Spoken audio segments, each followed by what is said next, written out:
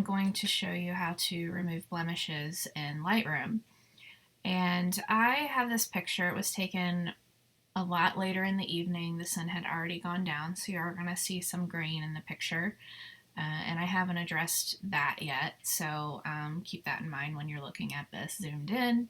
It should not look that grainy.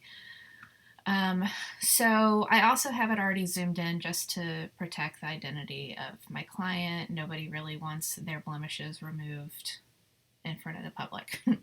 So I was already working on this and I thought, well, this is a really good example because I'm going to show you what I typically do, but it wasn't working.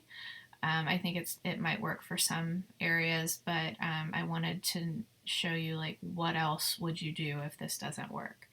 So you're going to come over here to the spot removal tool, and I didn't try it here yet. I'm going to click. It pulls from that area that you see. If you move your mouse away, it'll kind of show you what it looks like, and that's fine. I'm going to try this area. That probably works too. It probably would get rid of this area. And that's okay. There's a little weird discoloration. So what I'm going to do is, most of the time it pulls from an area that works. Every once in a while it doesn't. I shouldn't say every once in a while. There's a lot of times where I have to move it around. So you just click and drag it wherever you want. But you do have to move your cursor off of it to be able to see what it looks like. I feel like there's this dark area around this part. Maybe I need to go a little further out. No, I feel like it got worse. Okay, I'm gonna leave it like that. I'm gonna make this a little smaller. On a mouse, on a wireless Mac mouse, you just drag your finger down or up to make it bigger. But I can't be sure how you do it without. Okay. All right.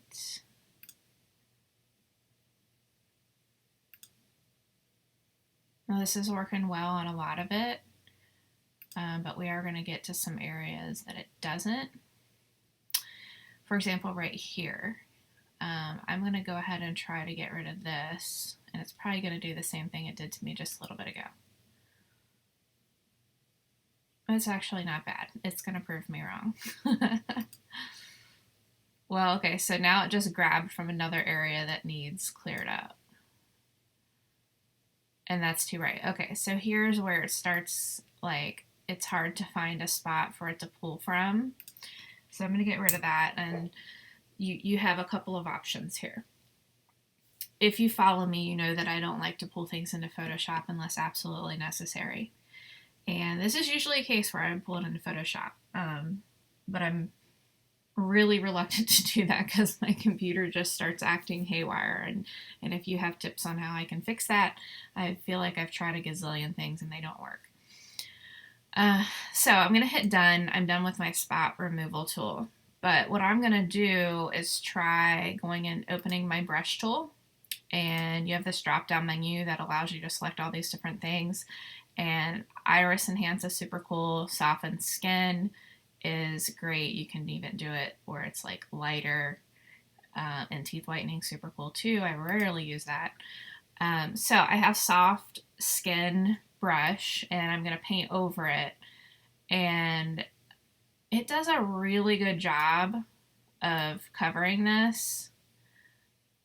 And I'm going to do that and on her whole face. But as you can see, this works pretty well and probably good enough because this is really zoomed in. And if this is what we see zoomed in, you really can't see much at all when it's zoomed out.